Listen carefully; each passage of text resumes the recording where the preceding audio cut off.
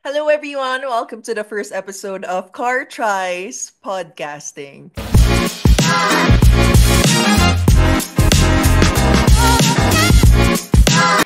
Actually, matagal ko na talagang gustong gawin to. To make and dive into podcasting. It's the people who randomly message me that get to watch my videos or post. And it's also my family and friends na magsasabi na gumawa na nga ng podcast. But then, I always run out of excuses already. That's why I just set up here on our couch. And ang tagal na nung mic na to. It was actually my brother who gave this to me months ago from Sydney, Australia.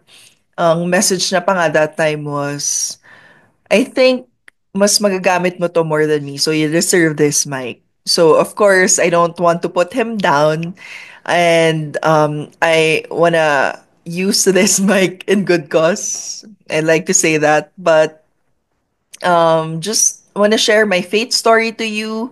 I also want to also share people's faith stories as well, and I hope it also touch you somehow. For those who may not know, I just recently relocated here in Baguio. Baguio has always been special to me. It has a special place in my heart. This is also my dad's dream retirement home. He wants to retire here soon, hopefully. That's why he also bought a home here in Baguio a few years ago. And I guess he also instilled it to us in our hearts. Me and my sister also likes Baguio as well. In the middle of pandemic, I also get to experience living here. And this is also where I wrote my annulment. Would you believe? This place is just a place of healing for me. Before, we would just go up here for vacation every summer break or just for a weekend, right? But then during the pandemic, syempre in Manila, it's hard to, just be stuck in the house in a condo and prone to cabin fever, right? Especially I have a toddler that time. My daughter was only just, I'm not sure if around 3 years old, 5 years old. And it was hard because you know how kids tend to play around, go outside, go to the playground, go to the playhouse in this generation, right? So I decided that time to move to Baguio. But my sister has always been a big influence to me. She was actually the one who had the guts to move to Baguio at that time together with her husband and her daughter Yana. And doon lang din ako nagkalakas ng loob to actually try it out. And at that time, we have it's not a house naman in Baguio. It's just a two-bedroom like condo loft type. But then my parents told me that there's a tenant daw during that time. And then ang galing lang that one of my good friends, Jeff, hello to you, and to Mommy Val, I just knew ang galing, surprisingly, we're neighbors pala here in Baguio. As in like a unit in between lang. Magkatabi lang halos yung unit namin in Europa. And then they just offered their unit at that time. So I stayed there. So thank you because you've been really been a big part of my healing journey at that time. And then in regards with my annulment, I'm the type of person na it's hard for me to process my feelings, even write about it. So I get ick when I just, think of the things that I went through. But at the same time, it was also God who, I guess, told me that kailangan mong nang mapagdaanan to or ma-process, and at the same time, malaman na grabe na pala yung pinagdaanan mo from the past. So it was him also who walked me through it. Um, and thank God, 2 years after, I got annulled from church already. So thank God from that, because it was also like a message from him na I also deserve like a second chance. We don't know if in love, but in life. It's also great story of forgiveness and self-acceptance, that that's also what I went through before. My family hates it whenever I say no regrets. But to be honest, of course, you also have regrets from the past, but at the same time, you know that you also have to go through that. Because I would believe that I'm not who I am today if not because of that. I mean, before I was so shallow lang about life. And I believe I have greater wisdom now because of everything I went through. And then, oh yeah, in Baguio, there's a random event where my sister just randomly took me. And then that's where I also met Sir Joel Santos. And then at that time, parang nagkaroon ng spark for me to go back to schooling again. So just a background, um, I didn't finish college. Way back 2010, I went to a fashion school. I took a 2-year degree course in fashion designing and marketing at SOFA, School of Fashion the Arts. And at that time, I was earning already because I started modeling at the age of 14. So I feel like I don't need to finish college anymore, 4-year course, because I'm earning already. And at the same time, parang sayang yung days or sayang yung years that I'll be spending in school or in college if I'm earning already.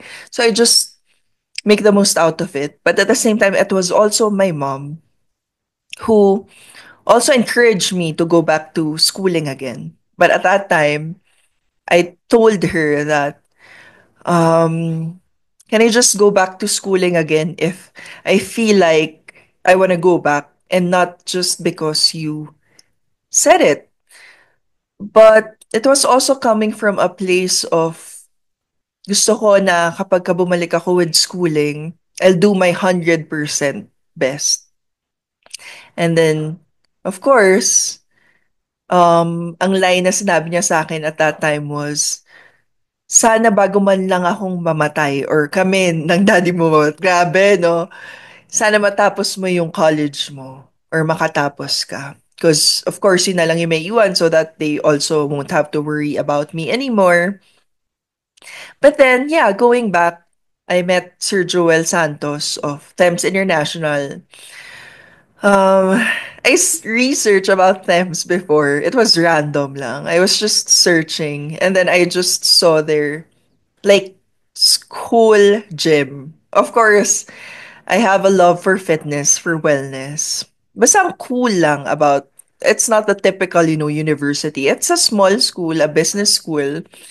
So when I met him, I told him about it that I searched about Thames International, and then I also told my sister actually about it. And then I talked to my mom that I think I'm ready to go back to schooling again. So, you know how Baguio is just a, special place. You meet people randomly, you get sincere connections. And after how many years, of course, I graduated already in from college, which of course is one of the best gifts that I can also give to my parents. And fast forward to this August. Well, before that, oh yeah, because there. random nights, especially the first night na after 8 months of living in Baguio in the middle of the pandemic. And then I had to go back to Manila again. Because at that time, I think babalik na rin sa face-to-face classes. My dot my daughter. So at that time, we had to go back to Manila. And then the first night I was back in Manila. I was crying when I woke up. Kasi there's something about Baguio na may peace. When you sleep, when you wake up, and then suddenly you're back in Manila. Pagising mo, parang may tricycle kang maririnig. So, I was crying. It's crazy. And then, ever since then, I always told myself that I wanted to live in Baguio, wanted to go back to Baguio. I prayed about it. And then, of course, ayokong pilitin if it's not his will. But then, I think he was the one who also gave that desire in my heart. So, I research for schools. Of course, at first, I dream about it, like living in Baguio. Research for schools. Of course, there's Brent Baguio. I think my second was, if hindi talaga kaya ng Brent Baguio, I think my second option was Berkeley. To the point that I even made a presentation to our daughter's father, about, moving to Baguio or the schools there. And then, yeah, I really prayed about it. Kung hindi man papayag, I won't push it. It means na it's not your will. Also prayed na kung makapasa siya sa entrance exam, then it's his will. So, yeah, I really discern about it. Oh, yeah.